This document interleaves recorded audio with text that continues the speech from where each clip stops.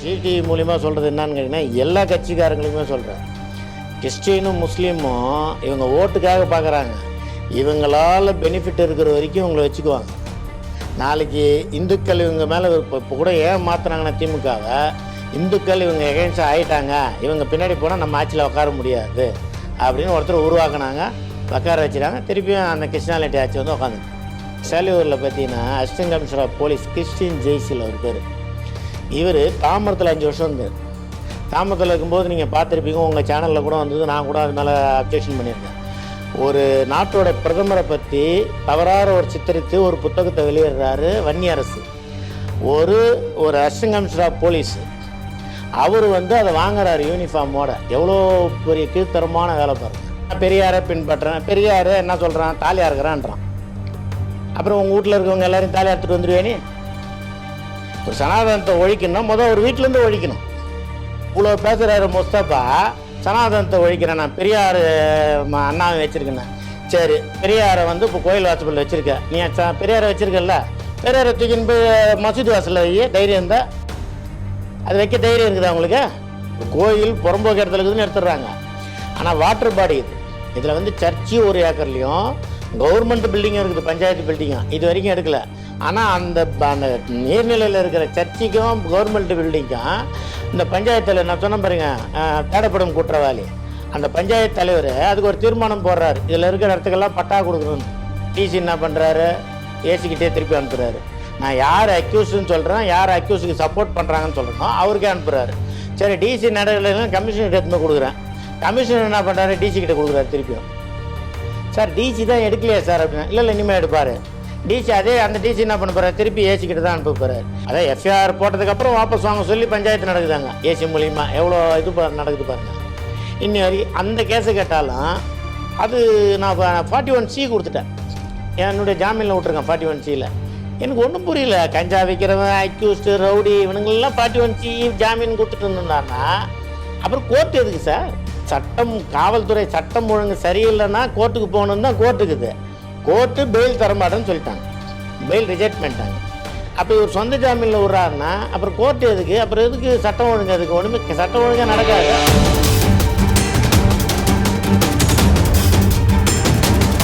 Sri TV நேயர்களுக்கு வணக்கம். எதிர்வினை நிகழ்ச்சியில் மீண்டும் சந்திப்பதில் மகிழ்ச்சி. ஏற்கனவே திரு சந்தானம் அவர்களை நம்ம ஸ்டூடியோவில் சந்திச்சிருப்போம், நீங்களே பார்த்துருப்பீங்க. தொடராக பல விஷயங்களை அவர் பேசினார். அவர் பேசியதுடைய இப்போ அதோடைய ஃபாலோஅப் எப்படி இருக்குது அப்படின்னு தெரிஞ்சுக்கிறதுக்கு தான் மீண்டும் அவரை அழைச்சிருக்கிறோம். நம்ம ஒரு விஷயத்தை ஆரம்பித்து அதை அதோடு அப்படி விட்டுட்டு போகிறதில்ல, அதுக்கு முடிவு தெரியணும் அப்படிங்கிறது தான். இன்று நம்ம ஸ்டூடியோவுக்கு வந்திருக்காங்க சந்தானம் அவர்கள். ஸ்ரீ டிவி நேயர்கள் சார்பாக அவரை வரவேற்கிறேன். வணக்கம். வணக்கம் சார். நீங்கள் வந்து மனோ தங்கராஜ் அவருடைய சகோதரி, அவங்க வந்து ஒரு அனாதீன நிலத்தை வந்து ஆட்டையை போட்டு அவங்க இடம் வந்து கட்டி அதை வந்து சேலே பண்ணிட்டாங்க அப்படிங்கிறது. அதுக்கப்புறம் அவங்க நடத்தக்கூடிய ஸ்கூல், அதை வந்து பார்க், பொதுமக்கள் பயன்படுத்தக்கூடிய பார்க்கே அவங்க வந்து பிளே கிரவுண்டு மாதிரி அதை யூஸ் பண்ணுறாங்கங்கிற அந்த விஷயத்த சொல்லியிருந்தீங்க. அவர் அப்போ அமைச்சராக இருந்தார், இன்ஃப்ளூயன்ஸ் பண்ணுறாரு அப்படின்னு நம்ம சொன்னோம். இப்போ ஆட்சி மாறி இருக்குது, கோர்ட்டும் கூட டைரக்ஷன் கொடுத்துருக்குது. ஏதாவது நடவடிக்கை எடுக்கிறது மாதிரி இருக்கா? உங்களுடைய முயற்சி பலன் கொடுத்துருக்கிறதா? அதான் சார், நம்ம வந்து கேஸ் போட்டதும், நம்ம வந்து சிடிவி மூலயமா பொதுமக்கள் மத்தியில் கொண்டு வந்ததும், இது வந்து திமுக நாலேஜுக்கு போய் அவருக்கு வந்து பார்த்திங்கன்னா எம்எல்ஏ பதவி கொடுக்கல, சீட்டு கொடுக்கல. ஆமாம், சீட்டு கொடுக்கல. ஏன்னா ஒரு பக்கம் அந்த பஞ்சாயத்து தலைவர் ஜெகதீஸ்வரன் அரசியலத்தை பில்டிங் கட்டினார், அது போராடி அதுக்கப்புறம் அதை யோசனை பண்ணோம். ஒன்று அதே அதுக்கு பக்கபலமாக இருந்த எஸ்ஆர் ராஜாவுக்கும் கொடுக்கல. ஆமாம், கொடுக்கல. எஸ்ஆர் ராஜா எம்எல்ஏ காலி பண்ணிட்டாங்க, அவர் கொஞ்சம் சப்போர்ட்டு. அதே மாதிரி இப்போ பார்த்தீங்கன்னா அந்த அன்பரசு ஒருத்தர் இருந்தார், அவர் மக்களை காலி பண்ணிட்டாங்க. ஏன்னா மக்கள் தெரிஞ்சுக்கினாங்க இவங்க எல்லாமே ரவுடித்தனம் பண்ணுறாங்கன்ட்டு. ஆனால் இருந்தாலும் நீங்கள் கேட்குற மாதிரி இப்போ ஆட்சி மாறிடுச்சு, இவங்க மேலே வந்து இதாச்சான்னு பார்த்தீங்கன்னா அது இல்லை. என்ன காரணம்னா, ஆட்சி மாறினாலும் இது வந்து ஆட்சின்னு பார்க்க போனீங்கன்னா, நான் சொல்லலை, நீங்கள் பார்த்துருப்பீங்க டிவியில்.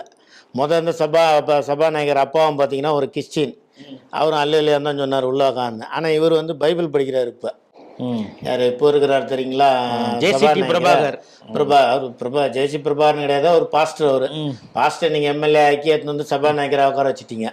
புரியுதுங்களா? நான் என்ன சொல்கிறேன், அவர் சபாநாயகராக உட்காந்து மதம் மாற்றுறதுக்கு அவர் ஏதோ 2 சர்ச்சு கட்டிட்டு ஜப கூட்டம் வச்சு நடத்திட்டு அதில் வர்ற ஊழியத்தை வச்சு அவர் சாப்பிட்டு போகலாமே, அதுக்கு எதுக்கு சபாநாயகராக வர்றாங்க? வரத்தே இல்லையே. அவங்களுடைய எய்ம் என்னன்னா மதம் மாற்றம் பண்ணணும், அந்த சீட்டில் உக்காரணும், அந்த ஆட்சி வந்து ஒரு கிறிஸ்டியானிட்டிய கண்ட்ரோலில் தமிழ்நாடு வரணுன்றது தான். நான் இப்போ சிடிவி மூலிமா சொல்கிறது என்னன்னு கேட்டிங்கன்னா, எல்லா கட்சிக்காரங்களுக்குமே சொல்கிறேன். கிறிஸ்டினும் முஸ்லீமும் இவங்க ஓட்டுக்காக பார்க்குறாங்க. இவங்களால் பெனிஃபிட் இருக்கிற வரைக்கும் இவங்களை வச்சுக்குவாங்க. நாளைக்கு இந்துக்கள் இவங்க மேலே இப்போ கூட ஏன் மாற்றினாங்கன்னா திமுகவை, இந்துக்கள் இவங்க எகென்ஸ்டாக ஆகிட்டாங்க, இவங்க பின்னாடி போனால் நம்ம ஆட்சியில் உட்கார முடியாது அப்படின்னு ஒருத்தர் உருவாக்குனாங்க, உட்கார வச்சுட்டாங்க. திருப்பியும் அந்த கிருஷ்ணாலிட்டி ஆட்சி வந்து உட்காந்துருது. இப்போ ஜனங்க அதை புரிஞ்சிக்கல, இப்போ தான் புரிஞ்சுக்கிறாங்க கொஞ்சம் கொஞ்சமாக. அப்போ நடுவில் இப்போ 2 நாளாக பார்த்திங்கன்னா நம்ம முதலமைச்சர் விஜய் கூட பைபிளை பற்றி நிறைய பேசின்னு இருக்காரு. ஒரு முதலமைச்சராக வந்துட்டாருன்னா பேசணும், எல்லாத்தையும் எல்லா மதத்தையும் பேசணும், ஏன் பைபிளை மட்டும் குறிப்பிட்டு ஏன் பேசணும்? அப்போ அவரும் மதம் மாற்றத்தில் இறங்குறாரான்னு எங்களுக்கு சந்தேகமாக தான் இருக்குது. இப்போ இவர் ஆட்சி அமைச்சதுக்கப்புறம் பார்த்திங்கன்னா நிறைய இடத்துல இந்த பிரச்சனை ஓடுது. ஆமாம், நோட்டீஸ் ஓட்டுறது. என் வீட்டில் வந்து நோட்டீஸ் கொடுத்துட்டு போகிறானுங்க, பிடிச்சி ஒரு நாள் சந்தை போட்டு போனேன். இது ஒன்றும் இல்லைங்கண்ணா, அப்போவா நான் குங்குமம் வைக்கிறேன் வச்சின்னு போ, அது ஒத்துக்க மாட்டேன்றான். அந்த கண்டிஷனில் இப்போ போயின்னு இருக்குது. ஆனால் மக்கள் இது புரிஞ்சுக்கணும். இது முழுக்க முழுக்க இவங்க ஏற்கனவே சாராயம் கஞ்சா வச்சு ஏமாற்றி ஓட்டு வாங்கியிருந்தாங்க. இவங்க இப்போ என்ன பண்ணாங்க, குழந்தைங்கள வச்சு ஏமாற்றி ஓட்டு வாங்கியிருக்காங்க. இது நான் சொல்லலை, குழந்தைகள் நல்ல வாரியம் டெல்லியே வந்து கம்ப்ளைண்ட் கொடுத்துக்குது டிஜிபி கிட்ட. இதை நீங்களும் பார்த்துருப்பீங்க, சோஷியல் மீடியாவில் வருது இது. இப்போ இந்த சுச்சுவேஷனில் பார்த்தீங்கன்னா நீங்கள் கேட்க வந்தீங்க தெரியுங்களா, எலெக்ஷனுக்கு முன்னாடியே எங்கள் சேலையூரில் பார்த்தீங்கன்னா assistant commissioner of police Christin Jaisil அவர் பேர். இவர் தாமரத்தில் 5 வருஷம் இருந்தார். தாமரத்தில் இருக்கும்போது நீங்கள் பார்த்துருப்பீங்க, உங்கள் சேனலில் கூட வந்தது, நான் கூட அது மேலே அப்ஜெக்ஷன் பண்ணியிருக்கேன். ஒரு நாட்டோட பிரதமரை பற்றி தவறாக ஒரு சித்தரித்து ஒரு புத்தகத்தை வெளியிடுறாரு வன்னியரசு. ஒரு அசிஸ்டன்ட் கமிஷனர் ஆஃப் போலீஸு அவர் வந்து அதை வாங்குறாரு யூனிஃபார்மோட. எவ்வளோ பெரிய கீழ்த்தரமான வேலை பாருங்கள். அப்போ இவர் வந்து ஒரு ஜனநாயகத்தை மீறி போகிறார். அந்த பதவிக்கு தகுந்த இது கிடையாது அவர்கிட்ட. இதை தான் இப்போ என்ன பண்ணினா இந்த பிரச்சனை பண்ணுறாரு. இப்போ பார்த்தீங்கன்னா அந்த வீடு இடிக்கும்போது அந்த பஞ்சாயத்து தலைவர் போலீஸ் அதிகாரி எல்லாம் வந்து அடிச்சிருக்காரு, கல்லால் அடிச்சிருக்காரு, வல்கராக பேசியிருக்காரு, நெருப்பெல்லாம் போட்டிருக்காரு. இது பேரில் நம்ம ப்ரெஷர் பண்ணி நம்ம இது பண்ணதுக்கப்புறம் எஃப்ஐஆர் போட்டுட்டாங்க. ஆனால் அவர் அந்த பஞ்சாயத்து தலைவரை அரெஸ்ட் பண்ணல. அப்போ என்ன சொன்னாங்க, அன்பரசு பண்ண உள்ள இன்ஸ்பெக்டர் கேட்டால் அன்பரசு பண்ணல. அப்புறம் நாங்கள் ப்ரெஷர் பண்ணி கேட்கும்போது ஏசியை ஒத்துக்க மாட்டுறாரு, ஏசி வெயிட் பண்ணுன்னு சொல்கிறாரு. இன்ஸ்பெக்டர் சந்துர்னு ஒத்துந்தார், அவர் என்ன சொன்னார், ஏசி வெயிட் பண்ணுன்னு சொல்கிறாரு. அதாவது கோர்ட்டால் ஒரு தேடப்படும் குற்றவாளிக்கு இவங்க சொந்த ஜாமீன்லாம் கொடுக்குறாங்க. கோர்ட்டு என்னடா கோர்ட்டு, நான் கொடுக்குறேன்டா உனக்கு. கீழ்கோர்ட்டு ஜாமீன் இல்லை டிஸ்மிஸ் பண்ணிடுச்சு. ஹைகோர்ட்டு மிஸ்டர் நீதியரசர் கிருபாகரன் சொல்லிட்டு அவரும் டிஸ்மிஸ் பண்ணியிருக்காரு ஜாமீனை. ஒரு அசிஸ்டன்ட் கமிஷனருக்கு என்ன அதிகாரம் தெரியல, ஒரு கிரிமினலுக்கு வந்து நான் என் சொந்த ஜாமீனில் நான் வெளியே விட்ருக்கான்றார், ஜாமீன் கொடுக்கல. இந்த மாதிரி ஜாமீன் சொல்லிவிட்டு ஒரு வெளியே சுற்ற விட்றாரு. அவன் இன்றைக்கி பார்த்தீங்கன்னா போன வெள்ளிக்கிழமை கூட பார்த்தீங்கன்னா அந்த பஞ்சாயத்து ஆஃபீஸில் கட்சி மீட்டிங் நைட்டு 8 மணிக்கு நடத்துகிறான் ரவுடிங்களை வச்சுக்கின்னு. அதை நான் ட்விட்டர் கம்ப்ளைண்ட்லாம் கொடுத்துருக்கேன், இது வரைக்கும் யாரும் எந்த நடவடிக்கையும் எடுக்கலை. அப்போ நீங்கள் சொல்கிறது பார்த்தீங்கன்னா ஆட்சி வந்து நீங்கள் நம்ம நினைக்கிறோம் இது புது ஆட்சின்னு, இந்த அல்லூலியா வந்து அப்படியே பேக்ரவுண்டில் திமுகலேருந்து இப்போ டிவி கேட்க வந்திருக்குது, அவ்வளோதான். இந்த தேவனின் பிள்ளை இந்த ஏசி மீது நடவடிக்கை எடுக்காது. எது எப்படி எடுக்கும், உக்காந்துருக்கிற ஏசு தான், அப்புறம் எப்படி அவர் நடவடிக்கை எடுப்பார்? இந்த கூத்து தான் நடந்துனுக்குது. இவங்க யாரும் இவங்களுடைய இதை பொறுத்த வரைக்கும் பாவம் பண்ணால் மன்னிப்பு கேட்டுக்கலான்ற மாதிரி, அது கர்மா. இப்போ நடுவில் கூட பார்த்தீங்கன்னா இந்த ஒரு அரைமண்டல் ஒருத்தர் நீங்கள் பார்த்துருப்பீங்க, இந்த இப்போ எதிர்கட்சி தலைவராக இருக்கான் இந்த உதயநிதி ஸ்டாலின்னு சொல்லிட்டு, அவனுக்கெல்லாம் தகுதியே கிடையாது. நம்ம சனாதனத்தை பற்றி, சனாதனன்றதும் மதம் கிடையாது, இது ஒரு மனிதனுடைய வாழ்வியல் முறை. எனக்கு என்ன சந்தேகம் வருதுன்னா, இப்போ அவன் சனாதனத்தை வெறுக்கிறதுக்கு காரணம், ஏன்னா நான் கேள்விப்பட்ட வரைக்கும் சோஷியல் மீடியாவில் ஏதோ ஒரு ஆக்டரை போய் தொடர்பு பண்ணி பால்டானி குடிச்சு தான் ஒரு நியூஸ் எல்லாம் நான் பார்த்துருக்கேன். அப்போ அது வந்து சனாதனத்தை பின்பற்றக்கூடிய ஒரு பெண். அப்போ அதனால் இவனுக்கு சனாதனம் பிடிக்கலையா, அப்படி தான் கேள்வி வருது. ஏற்கனவே சனாதனத்தை ஒழிப்பேன், டெங்கு மலேரியான்னு சொல்லி சுப்ரீம் கோர்ட்டில் போய் 1 லட்ச ரூபா ஃபைன் கட்டிட்டு மன்னிப்பு கேட்டு வந்தேன். இப்போ சட்டசபை உள்ள பேசிட்டா உன் மேலே யாரும் நடவடிக்கை எடுக்க மாட்டாங்களா? ஆனால் சொல்ல சனாதனம்னா என்ன சார், எல்லா மதத்துக்கும் போகுது. சனாதனன்றது ஒரு வாழ்வியல் முறை, இப்படி தான் ஒரு மனுஷன் வாழணும் போகணும்னுவான், அதை தான் நம்ம குறிப்பிட்டுருக்கோம். சரி, நீ சனாதனத்தை ஒழிக்கிறன்ற, சனாதனத்தை ஒழிக்கணும்னா நம்ம சனாதனத்தில் குங்குமம் தாலி இது எல்லாமே, நான் பெரியாரை பின்பற்றுறேன், பெரியார் என்ன சொல்கிறான், தாலியாக இருக்கிறான்றான். அப்புறம் உங்கள் வீட்டில் இருக்கவங்க எல்லாரையும் தாலி எடுத்துகிட்டு வந்துடுவேனே. ஒரு சனாதனத்தை ஒழிக்கணும், முதல் ஒரு வீட்டிலேருந்து ஒழிக்கணும்.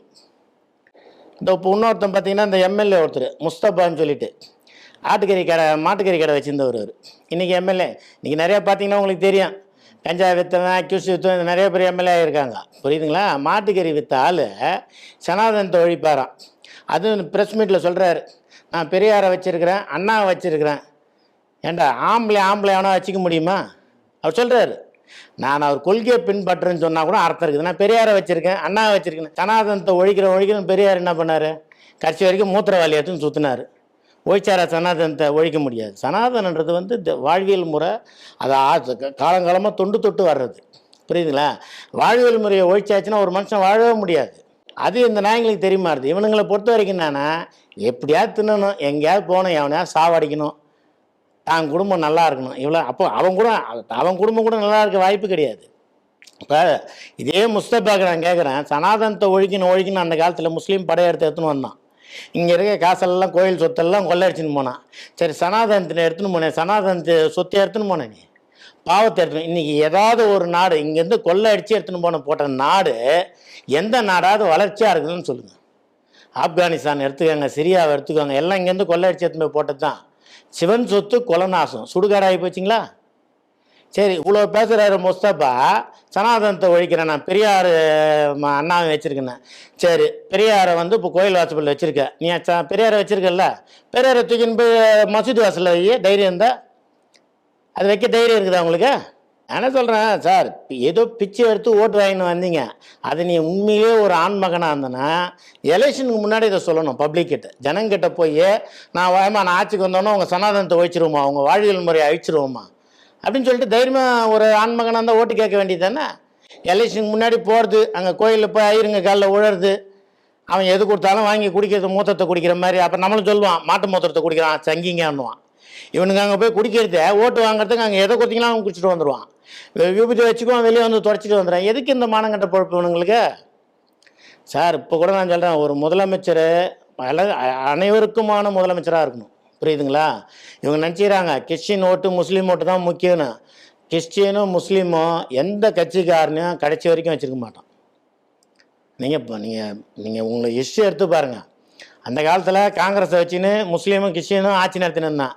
காங்கிரஸுக்கு மக்கள் மத்தியில் பவர் போயிடுச்சுன்னு ஒன்று என்ன பண்ணான், திமுகவை தூக்கினான். இப்போ திமுகவுக்கும் இந்துக்கள் மத்தியில் பவர் போயிடுச்சு, இவங்களை வச்சு நம்ம ஆட்சியில் உட்கார முடியாதுனதுனால இப்போ புதுசாக ஒரு ஆக்டர் இப்போ எலெக்ஷன் வரைக்கும் பார்த்தீங்கன்னா விஜய், வருங்கால முதலமைச்சர் விஜய். எலெக்ஷன் முடிஞ்ச உடனே பார்த்தீங்கன்னா ஜோசப் விஜய். இப்போ எதில் பாருங்கள், ஜோசப் விஜய்.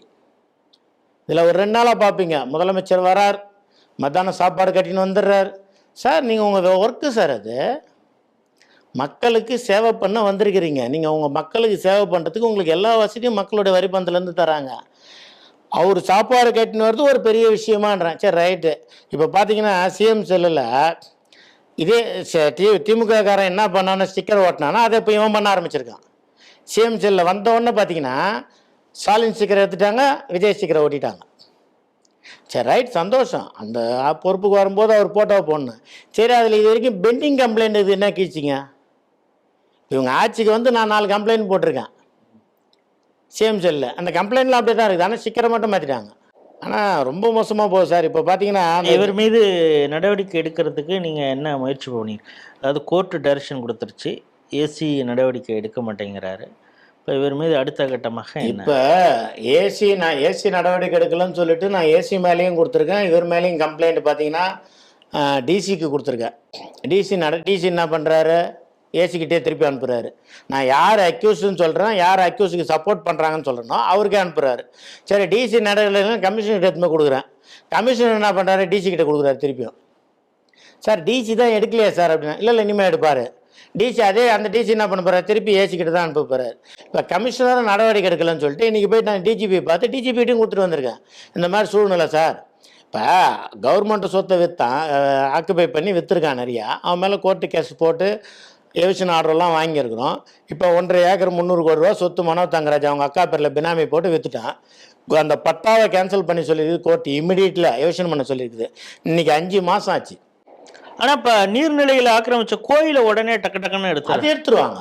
ஏன்னா நாங்கள் வந்து சனாதனத்தை ஒழிக்கிறாள் இல்லை, அதனால் கோயில் எடுத்துருவோம், சர்ச்செல்லாம் எடுக்க மாட்டோம். சரி, சர்ச்சு எடுக்க மாட்டோங்கிறப்ப இந்த அதே போல் ஒரு அரசு நிலத்தை ஆக்கிரமித்து சர்ச்சு கட்டியிருக்கிறது, அதுவும் ஆக்கிரமிப்பு அகற்றல, அதுக்கும் டைரக்ஷன் வாங்கியிருக்கேன். அதோடைய கண்டிஷன் எப்படி? ஆமாம் சார், இப்போ அது பார்த்தீங்கன்னா அந்த சர்ச்சோட கண்டெம்ட்டு 33979 2024 போட்டது. இமிடியேட்டில் ஆர்எம் சுப்பிரமணியம் இமிடியேட் எவிஷன் பண்ண சொல்லி ஆர்டர் போட்டார். இது வரைக்கும் பண்ணலை. அதை கண்டெம்ட்டை பார்த்தீங்கன்னா 10/20/2025 போட்டிருக்கேன் கண்டெம்ட்டு. போன ஆட்சியில் என்ன பண்ணாங்க, அதை லிஸ்ட் அவுட் ஆகாமலே பண்ணின்னு வந்தாங்க. என்னைக்கு இருந்தாலும் எடுக்கணும். நான் என்ன சொல்கிறேன், ஒரு கோயில் புறம்போக்கு இடத்துல இருக்குதுன்னு எடுத்துடுறாங்க. ஆனால் வாட்டர் பாடி இதில் வந்து சர்ச்சு ஒரு ஏக்கர்லேயும் கவர்மெண்ட் பில்டிங்கும் இருக்குது, பஞ்சாயத்து பில்டிங்கும் இது வரைக்கும் எடுக்கலை. ஆனால் அந்த நீர்நிலையில் இருக்கிற சர்ச்சுக்கும் கவர்மெண்ட் பில்டிங்கும் இந்த பஞ்சாயத்தில் நான் சொன்ன பாருங்க, தேடப்படும் குற்றவாளி அந்த பஞ்சாயத்து தலைவர் அதுக்கு ஒரு தீர்மானம் போடுறாரு, இதில் இருக்கிற இடத்துக்கெல்லாம் பட்டா கொடுக்கணும்னு. எப்படி இருக்குது பாருங்கள், சுப்ரீம் கோர்ட்டு உத்தரவு நீர்நிலை ஆக்கிரமிப்பு பண்ணக்கூடாது, பட்டா கொடுத்துருந்தாலும் கேன்சல் பண்ணணும்னு சொல்லி ஒரு ஆர்டரு. ஆனால் இவர் தீர்மானம் போடுறாரு. இந்த தீர்மானம் இந்த மாதிரி பண்ணியிருக்காருன்னு ரெவன்யூ செக்ரட்டரி கலெக்டருக்கெல்லாம் லெட்டர் வச்சுருக்காரு. யாரும் எந்த ஆக்ஷனும் கிடையாது. இப்போ தேவனின் ஆட்சியிலையும் ஆக்ஷன் எடுப்பாங்களான்னு? நம்ம எடுக்க முடியாது, எடுக்க மாட்டாங்க. நம்ம வந்து சண்டை போட்டுன்னு தான் இருக்கணும். இப்போ கண்டெம்ட்டு போடணும், கண்டெம்ட்டு போட்டு எடுக்கலாம், திருப்பி ரீகண்டெம்ட்டு போடணும். இப்படியே தான். அதாவது கவர்மெண்ட்டு சொத்து திண்டத்தில் ரெடியாக ஜனங்க வந்து ஒத்துமையாக இருக்கணும் சார். இது வரைக்கும் ஜனங்க கிட்ட ஒத்துமை இல்லை. இப்போ நான் எல்லாருமே என்ன தெரியுங்களா நினச்சாங்க, என் பேரன் என்னை மிரட்டுறான், என் பேத்தி மிரட்டுச்சு, என் பொண்ணு வந்து நீ ஓட்டு போடலன்னா சூசைட் பண்ணிக்க வேணுச்சு, என் பொண்டாட்டி குடும்பத்தோட சோத்தில் விஷம் வச்சுடுவான்னுச்சு, அதனால் நான் ஓட்டு போட்டேன். நம்ம ஒரு ஓட்டில் என்ன போயிட போகுது, ஒரு ஓட்டில் என்ன போதும், ஒரு குடும்பத்துலேயும் 2 ஓட்டை போட்டு தொலைச்சிட்டாங்க. போயிடுச்சிங்களா? ஏற்கனவே ஒருத்தங்கிட்ட 5 வருஷம் கொடுத்துன்னு அவசரப்பட்டுன்னு வந்தீங்க, இப்போ திருப்பி கிட்ட கொடுத்துருப்பேன், திருப்பி அவசரப்பட்டு தான் இருக்க போகிறீங்க. இன்றைக்கி பார்த்தீங்கன்னா அவர் ஒரு நாளைக்கு ஒரு அறிக்கை விட்றாரு முதலமைச்சர். அவர் விட்ற அறிக்கையெல்லாம் நல்லா தான் இருக்குது. ஆனால் அது நடைமுறைப்படுத்துகிறாங்களான்னு பார்த்தீங்கன்னா 0, 1 கூட நடைமுறைப்படுத்தலை. ஏன்னா நான் போடுற கம்ப்ளைண்ட்டு இது வரைக்கும் எந்த கம்ப்ளைண்ட்டுக்கும் எந்த ஸ்டெப்ஸும் கிடையாது. நேற்று கமிஷன் ஆஃபீஸில் கொடுத்தோம், இது வரைக்கும் டிசி ஆஃபீஸுக்கு அந்த பேப்பர் போகல. தபாலில் கொடுத்தா தான் இது டெஸ்பேச்சுக்கு போகுது, மறைக்கிறாங்கன்ட்டு நேராக எடுத்துமே கொடுக்குறோம். நேராக கொடுக்குறதுக்கு இதே தான். இப்போ அந்த கிறிஸ்டின் ஜெயசீல் சொல்கிறேன்னு ஏசி சேலவி ஸ்டேஷனில் வந்து 5 வருஷமாக இருக்கிறார். அவர் ஆதாரமாக எந்த போலீஸ் ஆஃபீஸரும் 3 வருஷத்துக்கு மேலே கவர்மெண்ட் ஜிஓ இருக்குது. எந்த ஆஃபீஸர்ஸும் கவர்மெண்ட் ஆஃபீஸர், போலீஸ் ஆஃபீஸர்னு கிடையாது, கவர்மெண்ட் ஆஃபீஸர் யாருமே 3 வருஷத்துக்கு மேலே ஒரே இடத்துல இருக்கக்கூடாதுன்னு கவர்மெண்ட் ஜிஓ இருக்குது. ஈவன் இந்த எலெக்ஷன் டியூட்டி வந்தப்போ கூட அவர் மாற்றப்படலை. ஆமாம், நான் எலெக்ஷன் கமிஷனுக்கு லெட்டர் வச்சேன் சார். எலெக்ஷன் கமிஷனர் February மாதம் லெட்டர் கொடுக்குறாங்க டிஜிபிக்கு, இவர் மேலே ஆக்ஷன் எடுத்து இவரை ட்ரான்ஸ்ஃபர் பண்ணுங்கன்னு. இது வரைக்கும் ட்ரான்ஸ்ஃபர் பண்ணலை. இப்போ அதையும் சேர்த்து தான் டிஜிபிக்கு லெட்டர் வச்சுட்டு வந்திருக்கேன். எலெக்ஷன் கமிஷனர் படிலையும் நீங்கள் சொல்லியும் பண்ணலை, இப்பயும் பண்ணலை. இவர் 5 வருஷமாக உட்காந்துன்னு அங்கே இருக்கிற வந்து கிரிமினல்ஸுக்கு ஏன் இன்க்ளூடிங் பார்த்தீங்கன்னா, இது பார்த்தீங்கன்னா February மாதம் அந்த தலைவர் மேலே எஃப்ஐஆர் போட்டது, 2 கோர்ட்டில் பெயில் டிஸ்மிஸ்ஸு. இன்றைக்கி என்ன ஆச்சு, February, March, April, May 4 மாதம், 4 மாதமாக ஹாயாக தேடப்படும் குற்றவாளியாக சுற்றின்னு வராங்க. 1 இப்போ பார்த்தீங்கன்னா அது எஃப்ஐஆர் நம்பர் வந்து 52/2026 அந்த பஞ்சாயத்து தலைவர் மேலே போட்ட எஃப்ஐஆர். ஏற்கனவே அவர் உங்களை கொலை செய்வேன்னு மிரட்டின அந்த வீடியோ. ஆமாம், அதையும் போட்டு கம்ப்ளைண்ட் கொடுத்தோம், அதுக்கு சிஎஸ்ஆர் போட்டாங்க, எஃப்ஐஆர் போடல. நம்ம பிரசிடென்ட் வரைக்கும் லெட்டர் போடுறோம். லெட்டர் போடும்போது இதே இவர் வந்து இந்த கிறிஸ்டின் ஜெயில்ஸ் ஏசி கஷ்டம் கமிஷன் தெரியுங்களா, அவர் ஸ்டேட்மெண்ட்டாக கொடுக்குறாரு. அந்த மாதிரி இவருக்கு எந்த இதுவும் பிரச்சனையும் இல்லை, இவருக்கும் அவருக்கும் முன்விரோதம். முன்விரோதத்தில் கொலை செய்யக்கூடாதா கேளுங்க. இவருக்கு அவருக்கு முன்விரோதத்தில் நான் பொய்யான கம்ப்ளைண்ட் கொடுக்குறேன்னா, சரி எனக்கு அவருக்கு முன்விரோதம் பொய்யான கம்ப்ளைண்ட்டு, அப்புறம் எப்படி அவர் மேலே எஃப்ஐஆர் போட்டிங்க நீங்கள்? ஏங்க ஒரு போலீஸ் ஆஃபீஸருங்களையும் இவங்களுடைய போலீஸ் ஆஃபீஸர் சந்துரு தலைமையிலான போலீஸ்காரருக்கு போகும்போது நெருப்பு போட்டது, கல்லால் அடிச்சதான் சார் நான் கேட்குறேன். ஒரு போலீஸ் ஆஃபீஸரையும் ரெவன்யூ ஆஃபீஸரையும் கல்லால் அடிச்சிருக்கா, நெருப்பு கொளுத்தி போட்டிருக்கா, வல்கரா பேசினான்னு சொல்லிட்டு தான் எஃப்ஐஆரில் இருக்குது. இப்போ இவங்களையே அவன் இந்த அளவுக்கு மிரட்டியிருக்கானா, நான் ஒரு சாதாரண ஒரு பர்சன், சமூக ஆர்வலர், நான் பொது சேவை பண்ணின்னு இருக்கேன், என்ன எவ்வளோ பண்ணியிருப்பான்றது பொதுமக்கள் சிந்திப்பாங்க, தெரியும் அவங்களுக்கு. அப்போ இவர் என்ன சொல்கிறார், ஒரு பொய்யான தகவலை கொடுக்குறாரு, டிஜிபிக்கும் பிரசிடெண்ட்டுக்கும் கொடுக்குறாரு. அந்த மாதிரியெல்லாம் இவருக்கு எந்த டட்டனும் கிடையாது, இவருக்கு அவருக்கு முன்விரோதம் அவ்வளோதான், மற்றபடி இவருக்கு எந்த பிரச்சனையும் இல்லை அப்படின்னு ஒரு பொய்யான. அப்போ எந்த அளவுக்கு அவனை காப்பாற்றுறதுக்கு பொய்யான ரிப்போர்ட் பண்ணா, அப்போ ஏன் நாட்டில் வந்து அக்யூஸ்ட் வளர மாட்டான் சொல்லுங்கள்? அவன் பேரில் ஏற்கனவே ஒரு 420 இருக்குது, அதுக்கு முன்னாடி மொத்தம் 3 எஃப்ஐஆர் இருக்குது அவன் பேரில். அந்த ஒரு எஃப்ஐஆரில் பெயிலில் தான் வெளியே இருக்கான் இன்னும், இதுக்கு பெயிலே கிடைக்கல, 4 மாதம் பிடிக்கல. இதை விட்டுடுங்க. போன மாதம் பார்த்தீங்கன்னா எஃப்ஐஆர் நம்பர் 176 2026. ஒரு கஞ்சா விற்கிறவன், அவனும் ஒரு கிறிஸ்டின் தான். ஒரு சமயம் இவர் லிங்காக என்னன்னு நமக்கு தெரியல, அது கடவுளுக்கு தான் தெரியும். எஃப்ஐஆர் போட்டாச்சு 353/3. 350 பிஎன்எஸில் 353/3 பார்த்தீங்கன்னா 7 வருஷம் நான் பைலபிள். இது வரைக்கும் ரிமாண்ட் பண்ணலை. அவன் 10 பேரை கூட்டின்னு வந்து ஒரு ஆளை அடித்து மண்டையை உடச்சிட்டான். எஃப்ஐஆர் போட்டாங்க. இது வரைக்கும் ரிமாண்ட் பண்ணலை. அவங்கள கூப்பிட்டு அந்த கேஸை க்ளோஸ் பண்ணுற லெவலுக்கெல்லாம் பார்த்தாங்க. அவங்க ஒத்துக்கலை. அவன் இந்த மாதிரி பண்ணதுனால நாங்கள் வாபஸ் வாங்க மாட்டேன்ட்டாங்க. அதான் எஃப்ஐஆர் போட்டதுக்கப்புறம் வாபஸ் வாங்க சொல்லி பஞ்சாயத்து நடக்குதாங்க ஏசி மூலிமா. எவ்வளோ இது நடக்குது பாருங்கள். இன்னி வரைக்கும் அந்த கேஸை கேட்டாலும் அது நான் 41C கொடுத்துட்டேன். என்னுடைய ஜாமீனில் விட்டுருக்கேன் 41Cயில். எனக்கு ஒன்றும் புரியல. கஞ்சா விற்கிறவன், அக்யூஸ்டு, ரவுடி, இவனுங்களெல்லாம் 41C ஜாமீன் கொடுத்துட்டு இருந்தான்னா அப்புறம் கோர்ட்டு எதுக்கு சார்? இவன் அதாவது சட்டம், காவல்துறை சட்டம் ஒழுங்கு சரியில்லைன்னா கோர்ட்டுக்கு போகணுன்னு தான் கோர்ட்டுக்குது. கோர்ட்டு பெயில் தரமாட்டேன்னு சொல்லிட்டாங்க, பெயில் ரிஜெக்ட் பண்ணிட்டாங்க. அப்போ இவர் சொந்த ஜாமீனில் விட்றாருன்னா அப்புறம் கோர்ட்டு எதுக்கு? அப்புறம் எதுக்கு சட்டம் ஒழுங்கு? எதுக்கு? ஒன்றுமே சட்டம் ஒழுங்காக நடக்காதா?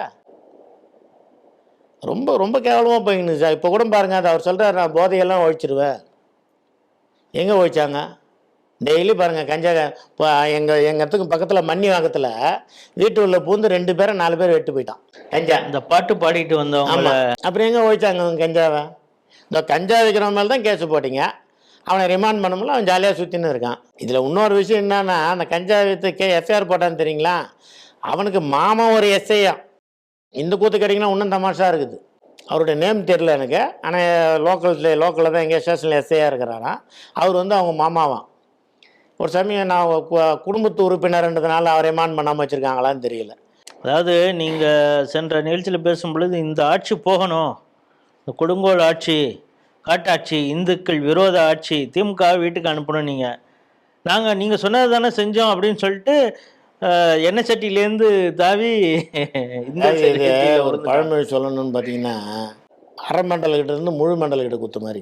ஏற்கனவே ஒரு ஸ்டாலின் அவருக்கு சொந்தமாக கிடையாது, அவங்க மருமகன் சொல்கிறத வச்சு பண்ணிட்டு இருந்தார். இப்போ விஜயை பொறுத்த வரைக்கும் அவருக்கு பண்ணணும்னு ஒரு ஆசை இருக்குது. ஆனால் பின்னாடி இருக்கிற அந்த கிறிஸ்டியன் டாமினேஷன் விட மாட்டாங்க. அவங்க இவரை உட்கார வச்சதே அவங்களுடைய மத மாற்றங்களுக்கும் அந்த இதை டெவலப் பண்ணுறதுக்கு தான் அவங்க எடுத்து வந்து உட்கார வச்சுருக்காங்க. இதில் நடுவில் 2-3 முஸ்லீம் எம்எல்ஏ வந்தது, அவன் வேலையை பார்த்துக்கிட்டு தான் வந்திருக்கான். இந்துக்கள் இன்னும் இந்த விழிப்படையில், நான் என்ன பொறுத்த வரைக்கும் இந்துக்களை பொறுத்த வரைக்கும் இன்னும் விளையாட்டுத்தனமாக நின்றுருக்காங்க. இங்கே வந்து இன்னும் ஒரு மத கலவரமோ எதுவும் பெரிய லெவலில் வராதனால அதோட வலி உங்களுக்கு தெரியல. இப்போ வெஸ்ட் பெங்கால், ஜம்மு காஷ்மீர்லாம் வாழ்ந்துருந்தாங்கன்னா, ஏன்னா நான் வந்து நார்த்தெல்லாம் சர்வீஸ் பண்ணியிருக்கேன், எனக்கு தெரியும் இதை பற்றி. அந்த மாதிரிலாம் இவங்க அடிபட்டு இருந்தாங்கன்னா இவன் திருந்துவாங்க. ஆனால் இது வரைக்கும் இருந்ததில்லை. நான் அப்பயும் இந்த உங்கள் CTV மூலிமா தமிழ்நாடு முதலமைச்சருக்கு நான் சொல்லிக்க வேண்டியது, அவர் வந்து அனைத்து மதத்துக்கும் பொதுவான ஒரு முதலமைச்சர். அவர் கிறிஸ்டின் கிடையாது, கிறிஸ்டின் முதலமைச்சர் கிடையாது. அவர் வந்து அவருக்கு ரிலீஜியன் சொன்னால் கிறிஸ்டினாக இருக்கலாம், பட் அவர் கிறிஸ்டினுக்குன்னு முதலமைச்சர் கிடையாது. தமிழ்நாட்டு அனைத்து சமுதாய மக்களுக்கும் முதலமைச்சர். அதை அவர் புரிஞ்சுக்கணும். அவர் வந்து தனிப்பட்ட முறையில் போய் பைபிளை பற்றி சொல்கிறதோ ஜபக்கூட்டம் பண்ணுறதோ அதெல்லாம் தனிப்பட்ட முறையில் செய்யட்டும், தப்பு கிடையாது. ஆனால் ஒரு பொது வெளியில் ஒரு மதத்தை ஆதரித்து பண்ணுறது இது தவறான விஷயம். இதே மக்கள் இன்றைக்கி ஏதோ விளையாட்டுத்தனமாக போட்டாங்க. இந்த மக்கள் திருப்பி பொறுத்து கொஞ்ச நாள் ஆகாது. மக்களை பற்றி உங்களுக்கு இன்னும் யாருக்கும் தெரியல. ஆனால் இன்னொன்று, நம்ம தமிழ்நாட்டு மக்களுக்கு, இந்துக்களுக்கு நான் சொல்ல வேண்டியது என்னன்னா, அவன் 10% இருந்து ஒத்துமையாக இருக்கான், நீங்கள் 20% வெள்ளாட்டுத்தனமாக விளையாடுன்னு இருக்கிறீங்க.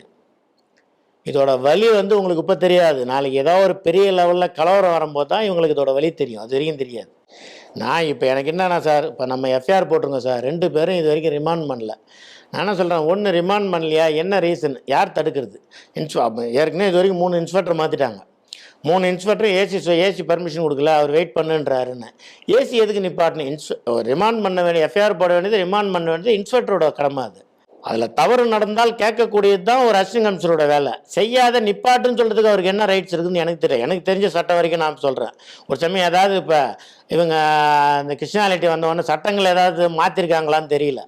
அது இனிமேல் தான் போய் சட்ட புக்கு எடுத்து படிக்கணும் நான். ஏன்னா இப்போ சமயம் இவங்களுக்கு வசதிக்கு வாய்ப்புகளுக்கு ஏதாவது சட்டங்களை மாற்றிருக்கான். ஏசி நினச்சா ஜாமீன் விட்டுடலாம், இன்ஸ்பெக்டர் நினச்சா ஜாமீனில் விட்டுடலான்னு. பிஎன்எஸில் இவங்க எதாவது பிஎன்எஸ் தனியாக, பிஎன்எஸ்லேருந்து சிஎன்எஸ்ன்னு அதாவது கிறிஸ்டியன் ஆக்ட்னு ஏதாவது ஒன்று வச்சுருக்கலாம் இல்லைங்களா? இப்போ முஸ்லீம் ஒருத்தர் ஆக்ட் வச்சு இல்லையா, அது என்ன ஒரு ஆக்ட் சொல்லுவானவன், சரியா சரியா ஆக்டுன்னுவான். தண்டனை கொடுக்கும்போது அது எனக்கு வேணான்னுவான், பெனிஃபிட்னும் போது எனக்கு அது வேணும்னுவான். சரிடா அதை வச்சுக்கலாம்டா, திருடினா கையை வெட்டிடுவாங்க, அர்த்தம் பொண்டாடி எதுனா கையை வெட்டிடுவாங்கன்னு சொன்னால் அது எனக்கு வேணாம், அப்போ வேணாம். ஆனால் நான் என்னோடய சுதந்திரம் பண்ணுறதுல இதுக்கெல்லாம் எனக்கு அந்த ஆக்ட் வேணும். அதாவது கடுமையான தண்டனை இருக்கும்போது அந்த ஆக்ட் எனக்கு தேவையில்லை, பெனிஃபிட் வரும்போது அந்த ஆக்ட் வேணும். அந்த மாதிரி இவங்க ஏதாவது பிஎன்எஸ்லேருந்து சிஎன்எஸ் எதாவது ஆக்கியிருக்காங்களான்னு தெரில. ஆனால் நான் சிடிவி மூலிமா தமிழ்நாடு முதலமைச்சரையும் தமிழ்நாடு காவல்துறை தலைவரையும் நான் கேட்டுக்கிறது, தாம்பரம் கமிஷனர் போலீஸ் கமிஷனரையும் நான் கேட்டுக்கிறது, இவங்க 2 பேர் மேலே இமிடியேட்டில் ரிமாண்ட் பண்ணி அவங்க மேலே நடவடிக்கை எடுங்க. இவங்களால் இன்னும் ஊரில் நிறைய பிரச்சனை வருது. இப்போ போன வெள்ளிக்கிழமை கூட பார்த்தீங்கன்னா பஞ்சாயத்து ஆஃபீஸில் ஒரு panchayat office, government office, panchayat ஆஃபீஸில் நைட்டு 8 மணிக்கு கட்சி மீட்டிங்குன்னு சொல்லிட்டு எங்கே இருக்கிற சமூக விரோதிகளை கூட்டின்னு வந்து மீட்டிங் போடுறாப்புல. அன்றைக்கி பார்த்தீங்கன்னா தாம்பரம் எம்எல்ஏ நன்றி தெரிவிச்சுன்னு வர்றாரு அந்த வழியாக, சரத்குமார்னு சொல்லிட்டு. சரி, இப்போ அவங்களுக்கு அண்டர்ஸ்டாண்டிங் வரும்போது ஒரு லா அண்ட் ஆர்டர் இஷ்யூ வந்துன்னு வச்சுக்காங்க, யார் பதில் சொல்கிறது? நான் அன்றைக்கி கேட்குறேன், ஜோனல் பிடிஓ ஒருத்தரை கேட்குறேன், ஏன் சார் இந்த மாதிரி பண்ணுறாங்களே? சார் அந்த மாதிரி லா அண்ட் ஆர்டர் வந்து நாங்கள் தலைவர் மேலே எஃப்ஐஆர் போட்டுருவோம். ஏங்க அது எஃப்ஐஆர் போடாத அளவுக்கு நிப்பாட்டுங்க. அவன் பிரச்சனை வந்ததுக்கப்புறம் அவன் மேலே அவன் வந்து பஞ்சாயத்து போர்டில் கட்சி மீட்டிங் நடத்தக்கூடாது. அப்போ கட்சி மீட்டிங் நீங்கள் நடத்த சொல்கிறீங்களான்னு நான் கேட்டேன். இல்லை சார் அவர் ஏங்க பஞ்சாயத்து காம்ப்ளெக்ஸ் வந்து கவர்மெண்ட் பிளேஸ், அவர் வெளியே லைட்டு போட்டு சேரெலாம் போட்டு நடத்துகிறாரோ, அது ஆஃபீஸ் உள்ள நடத்தலையா அவர், அதுக்கு ஒரு எக்ஸ்பிளைன் கொடுக்குறாரு அவர்.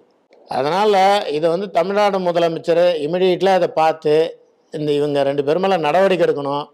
அவர் அந்த சேலையூரில் இருக்க அசிஸ்டன்ட் கமிஷனர் கிறிஸ்டின் ஜெயசியில் இமிடியேட்லி அவர் வேறு இடத்துக்கு மாறுதல் செஞ்சு அவருக்கு ஏன் இதெல்லாம் தடுத்து நிறுத்தினார்னு அவர் மீது துறை ரீதியாக விசாரணை பண்ணி நடவடிக்கை எடுக்கணும்.